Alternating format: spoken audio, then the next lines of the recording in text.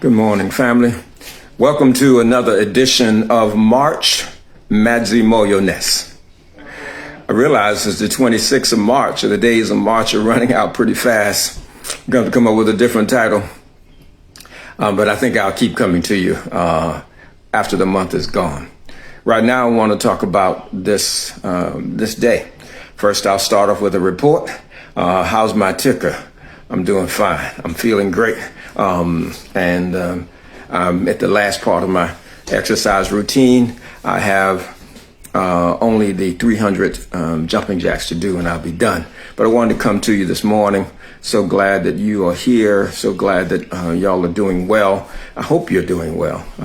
And so I am. I'm getting my body used to 6:30 a.m. and dancing for 20 minutes, and then various exercises and stretches.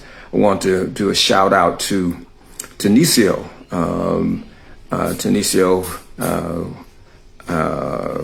and brother Uncle Kua, both of whom encouraged me to put yoga into my routine. And most recently, my son, Allende, who's joined me to come over and has encouraged another level of stretching. So big ups to those brothers, and thank you for your influence and leadership. I'm using it right now. Let's see. Let's get to some announcements. On tonight at 7 o'clock, we have our Warriors and Healers and Builders retreat begins.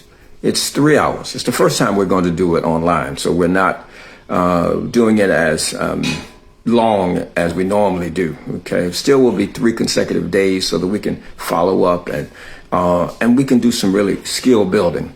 We create safe places so that we can go deep and so that we can really heal and grow stronger. So anyway, let me get the schedule. Friday from 7 to 10, Saturday from 10 to 3, and then Sunday from 2 to 5. You'll see the link up there, and please click on it. Please sign up.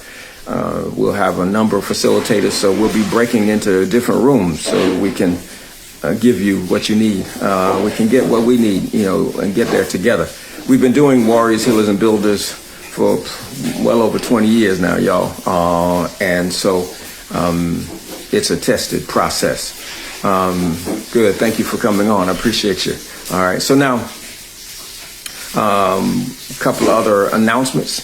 Well, let me just talk a little bit more about that one, about the Warriors, Healers, and Builders session. And that is,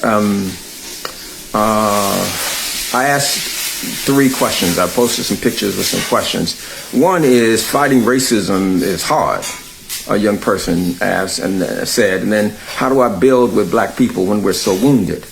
And it is true that fighting racism is hard. It is true that our people are wounded. And it's also true that we're all we got and we are enough. Part of the learning is how do we accept that? And how do we increase our skills as healers and builders, as opposed to building theoretically, building, in a fantasy kind of way.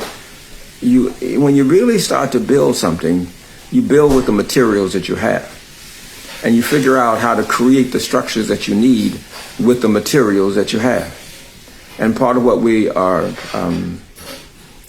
don't do as well is really to assess and value the materials that we have and begin to build with those. And to believe and know that what we build with those is enough. So that's a key part of answering that question. There's another one, and that is, these are tough times. One young man said with his head down, and I responded, and they will get tougher before they get better. And so his response was, well, how do I make it through? How do I, get stronger for myself and my family? And those are the kinds of questions we will address this evening, using the tool set time tested. Things will get more difficult. Okay, this is just the tip of the iceberg, but it's also just a small part of what we have already made it through. You know, as bad as we think these times are, there's nothing like captivity. Okay, y'all know I don't use the word slavery. Okay, when it reference to us, it's nothing like even Jim Crow.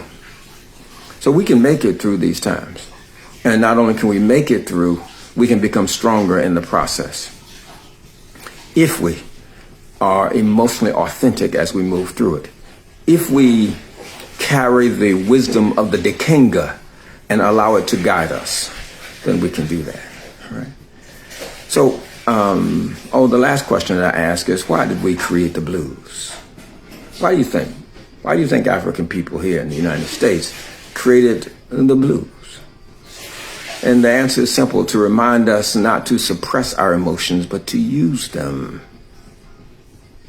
Use them to heal, use them to build, use them to strengthen us so that we might fight. I'll see y'all this evening, Warriors, Healers, and Builders, March 26th, 27th, and 28th. This is Wekesa signing out of this edition of March Madzimoyo.